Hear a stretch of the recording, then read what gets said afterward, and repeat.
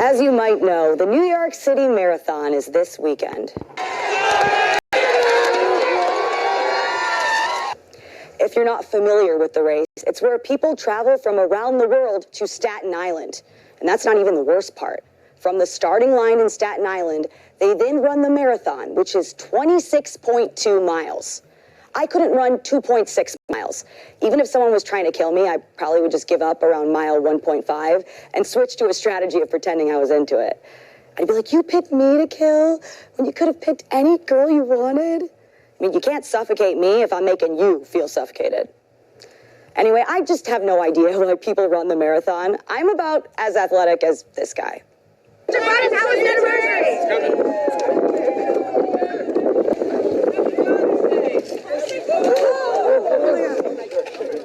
When I was a kid and we played dodgeball in gym, I would get hit by the ball on purpose so that I could sit down.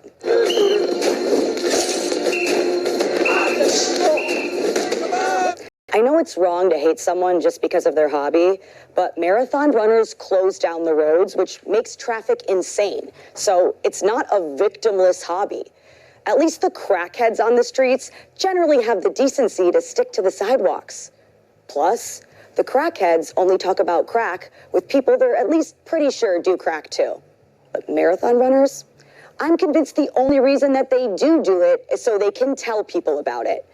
The only thing that keeps them going is thinking of all the likes they'll get if they post about it on Instagram. Get married or have a baby for the likes like a normal person, guys.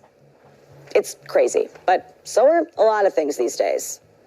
For instance, a house in San Jose, California just listed for $1.55 million, even though it has a toxic meth lab inside. 2.35 pounds. 2.35. That's the last of it.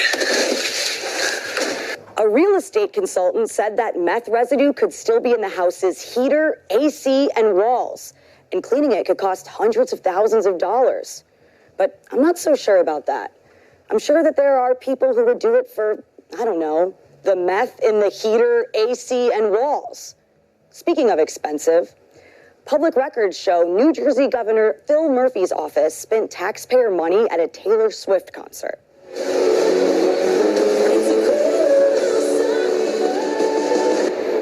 The spending reportedly included $936 on food and drinks, which is infuriating. If you're eating during a concert, then you aren't even really a true fan. People weren't following the Grateful Dead around because they couldn't get enough of the nachos. While we're on the topic of overpaying for food, McDonald's has started costing a lot of money. 12 rupees for sausage, cheese, pickles, onions on a sesame seed bun backwards.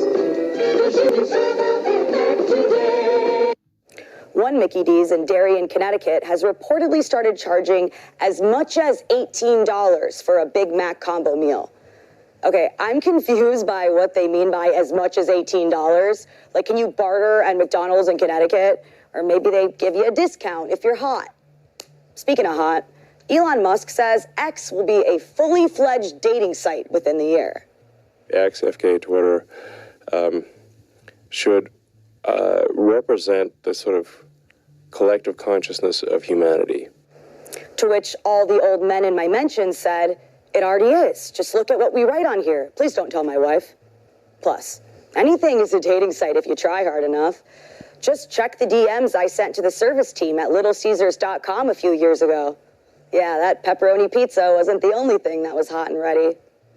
Speaking of getting burned, United Airlines is trying a new boarding policy where economy passengers in window seats will board first, then people in the middle and people in the aisle. Some flyers were not taking it well. I am telling you right now, that back there is not real. United Airlines welcomes feedback about the new policy, or at least that's what they say to make people think that they actually see economy passengers as humans. But I guess if the policy doesn't work, the airline can always change it, or just make a series of worse, more upsetting decisions and get bailed out by the government if it runs out of money. Anyway, United is projecting that it's going to shave 2 minutes off boarding time. Yeah, they're going through all of that trouble and shaming for 2 minutes. What is this policy? A one-night stand? Speaking of crazy, disgusting things that I have definitely never done, apparently mullets are making a comeback with young people. Who do you love? What's the story here? I'm a white trash idiot. What? It's something I definitely have a right to judge, as my hair definitely looked great at every age. In other news, Kamala Harris bragged about Joe Biden being alive in perhaps one of the most awkward clips I've ever seen. Joe Biden is very much alive and running for re-election. Our democracy is on the line, Bill. And I frankly, in my head, do not have time for parlor games when we have a president who is running for re-election. Yikes. And here I thought that someone insisting that someone else is very much alive was something I could only hear on Investigation Discovery. It's a tough video. But perhaps not as crazy as this one of Governor Gavin Newsom playing pickup basketball with kids in China.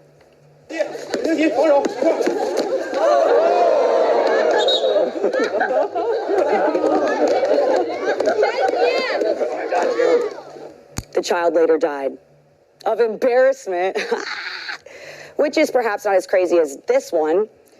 Yeah, the way all those people cleared out, you'd think that that deer was telling everyone how marathons changed his life.